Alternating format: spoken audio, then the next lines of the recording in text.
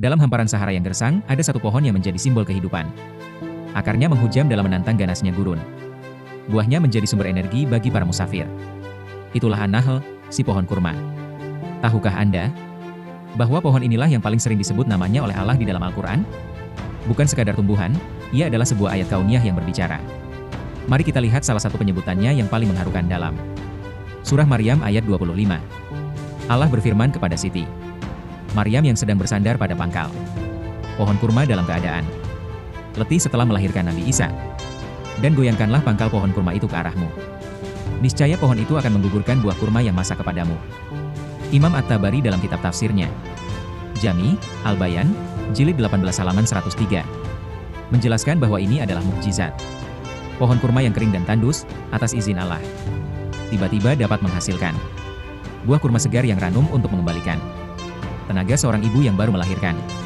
Ibnu Katsir dalam tafsirnya menambahkan, ini adalah pelajaran tentang betapa dekatnya pertolongan Allah melalui jalan yang tidak terduga. Pelajaran apa yang bisa kita ambil? Dalam keadaan paling lemah sekalipun, pertolongan Allah pasti datang. Sumber rezeki itu bisa berasal dari mana saja. Bahkan dari pohon yang tampaknya tandus. Ini adalah simbol kesuburan ilahiyah yang melampaui hukum alam biasa. Kurma disebutkan dalam Al-Quran setidaknya 20 kali dengan berbagai derivasi katanya dalam ilmu Al-Wujuh wa An-Nadzair.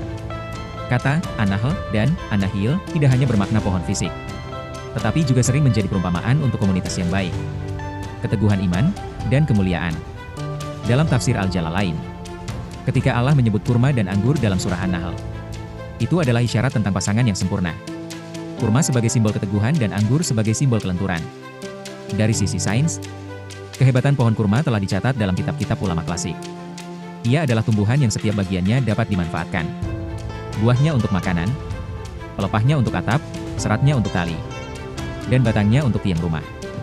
Dalam Sahih Al-Bukhari, Rasulullah Shallallahu Alaihi Wasallam sendiri menganjurkan untuk memakan kurma karena ia dapat menangkal sihir dan penyakit. Ibnu Qayyim dalam Za'at Al-Emaed juga menjelaskan khasiat medis kurma untuk kesehatan jantung dan pencernaan. Lalu, apa relevansinya bagi kita di Indonesia?